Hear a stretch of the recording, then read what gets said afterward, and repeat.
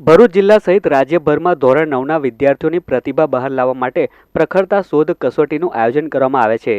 ત્યારે આજે તારીખ 9 ફેબ્રુઆરીના રોજ ભરૂચ શહેરના શક્તિનાથ વિસ્તાર સ્થિત નારાયણ વિદ્યાલય ખાતે 300 જેટલા વિદ્યાર્થીઓએ પ્રખરતા શોધ કસોટીની પરીક્ષા આપી હતી। ધોરણ 9ના વિદ્યાર્થીઓને બોર્ડની પરીક્ષામાં થતી તમામ કામગીરી અંગે વાકેફ કરવા પ્રખરતા શોધ કસોટીનું આયોજન કરવામાં આવ્યું હતું, જેમાં ગુજરાત માધ્યમિક અને ઉચ્ચતર માધ્યમિક શિક્ષણ બોર્ડ દ્વારા હોલ ટિકિટ પર નિરીક્ષક, આચાર્ય અને વિદ્યાર્થીઓની સહી કરવા સહિત બોર્ડની પરીક્ષાના તમામ નિયમોને આવરી લેવામાં આવ્યા હતા।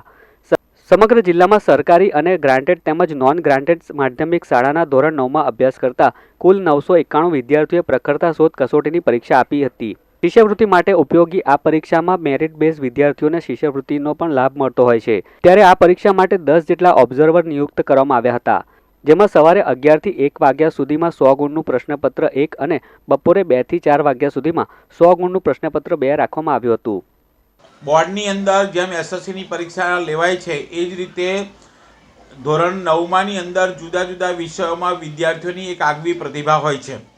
એ પ્રતિભાને બહાર આવે એટલે ગણિત, વિજ્ઞાન, અંગ્રેજી, સમાજ વિદ્યા એવા વિષયોની અંદર એની પ્રતિભા આવે એ માટે બોર્ડ દર વર્ષે ફેબ્રુઆરી મહિનાની 9મી તારીખે પ્રખરતા શોધ પરીક્ષા યોજતી હોય છે, જેના ભાગરૂપે ભરૂચ જિલ્લાના વિદ્યાર્થીઓના જુદા જુદા સેન્ટરો પૈકી અત્યારેની નારાયણ વિદ્યાલયની અંદર 300 વિદ્યાર્થીઓ, ભરૂચ જિલ્લાના વિદ્યાર્થીઓ બોર્ડની પ્રખરતા શોધ પરીક્ષા બોર્ડ દ્વારા લેવાઈ રહી છે તે આપી રહ્યા છે। આ તમામ પરીક્ષામાં ભાગ લેનાર વિદ્યાર્થીઓને ખૂબ ખૂબ અભિનંદન।